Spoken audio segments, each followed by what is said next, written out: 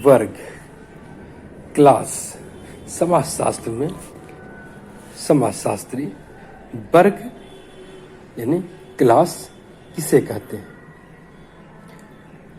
तो वर्ग, कोई वर्ग एक ऐसा समूह होता है जिसकी समाज में समान परिस्थिति होती है, समान पद होता है, समान स्तर होता है और उस वर्ग के लोगों की जीवन शैली एक समान होती है।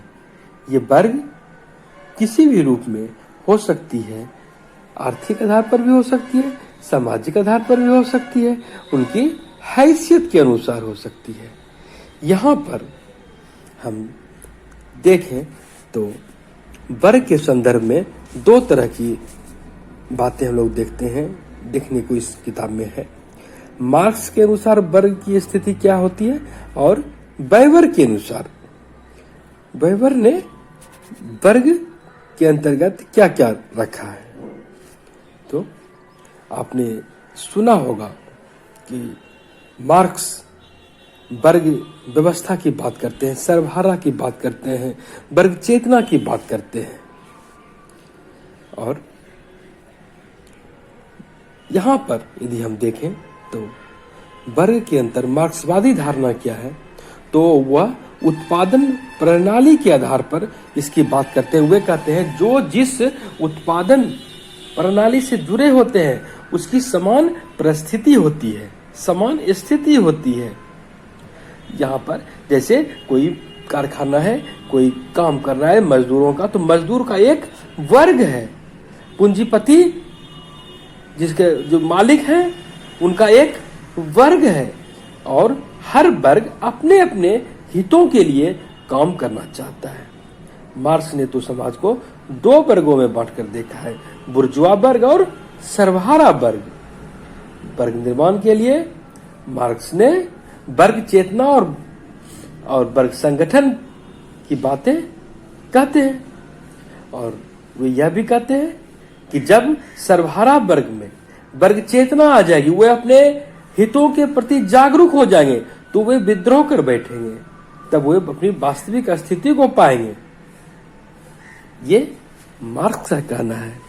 वहीं प्रक्रियात्मक दृष्टि से वेबर एक अलग राय रखते हैं। उनकी राय है वर्ग का आधार बाजार की स्थिति है, यहाँ की परिस्थिति है और वर्ग व्यवस्था इस आधुनिक समाज की एक विशेषता है जहाँ की वर्ग में लोग अर्जित किए जा सकते हैं। एक वर्ग में जैसे कि कोई धनवान का वर्ग है और कल तक वह व्यक्ति, कोई दूसरा व्यक्ति निर्धन था, आज यदि वह धनवान हो जाता है तो वह स्वतः धनवान की श्रेणी में आ जाता है।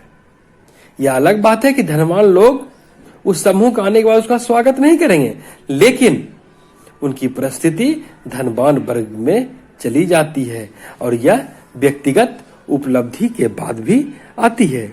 तो यहाँ पर वर्ग में हम गतिशीलता की भी बात देख सकते हैं कि चेंज होते रहता है, यदि आप चाहें तो उस स्थिति को प्राप्त कर सकते हैं।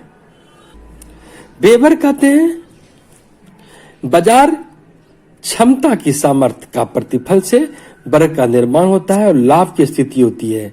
वे असमानता आर्थिक संबंधों पर आधारित हो सकती है, परंतु प्रतिष्ठा और राजनीतिक शक्ति पर भी यह आधारित हो सकती है।